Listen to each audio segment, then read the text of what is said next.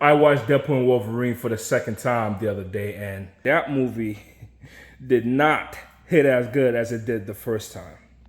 Like, after my first time watching it, I really thought the plot was mid. But now I realized the reason why I was so hyped up for it and I thought it was such a good movie, unfortunately, it was because of the cameos. You can't really call them cameos as supported cast at that point. But just for the fact them being there, seeing spoilers ahead, and if you haven't been spoiled for this movie, I congratulate you.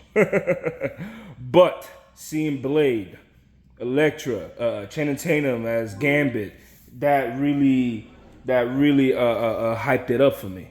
So many things in this movie did not make any sense. Just like before, I thought a lot of the jokes were overkill. They were doing it too much here and there. The second time around, it barely got a laugh out of me. I got a chuckle here and there, but a lot of things did not work on the second watch. This movie's replay value is at the bottom tier. Now back to the plot. The whole situation with this variant of Wolverine is so confusing. Correct me if I'm wrong. The humans broke into the X-Men mansion and killed all the mutants. And that set a fiery rage inside this Wolverine, and he went on a killing spree, killing humans. And that's how he became the worst Wolverine. Because he didn't want to team up with them, he didn't want to join them when he was supposed to. First and foremost, how on earth did human beings break into the X-Men mansion? Number one. Number two, murdered all the X-Men. So that's Xavier, Storm, Cyclops, Jean.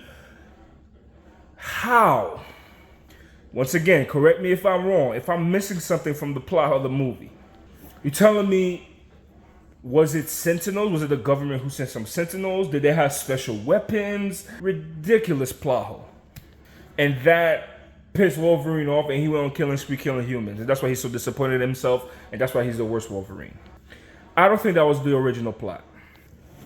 I really believe that it was Kang, or a variant of Kang, who wiped out the X-Men of that universe. But when you know the crazy shit that's been going on, they took it out of the movie. That brings me to my next question. This was a multiversal film. We got the Void. We got Eliath. We have Time Rippers. We have the TVA. And not a single word of Kang or his variant or He Who Remains was mentioned in this movie. Why? He doesn't even have to be in it. I feel like Marvel missed a perfect opportunity to give some reassurance about this multiversal saga. And no, the announcement at Comic-Con doesn't count. If anything, that announcement made everything more confusing because just like I did, right? Let the hype go down. Okay, now think about this again. Why bring RDJ back? I'm going to make a whole video breaking down this RDJ, Doom, and the future of Marvel thing. I need a longer video for that. But onto the things I feel like the movie did well. They have a great soundtrack. Madonna, perfect. Hugh Jackman's acting, perfect. The acting in this whole movie was good. And it was nice to see Blade again. But that cannot be the only thing the movie got going for it. Marvel, I hope this is a successful movie.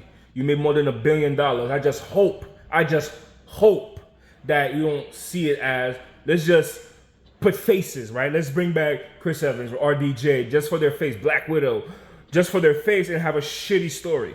Please create a great plot, great movie. Overall, you can do it. It's not either or. You can have the faces that we know and love. You can have a good plot. You can have a good villain. You can have a good soundtrack. You can have, you know what I mean? Just like you did in the past with a few of your movies. I actually gave Deapool and Wolverine a 4 out of 5 stars after my first time of watching it.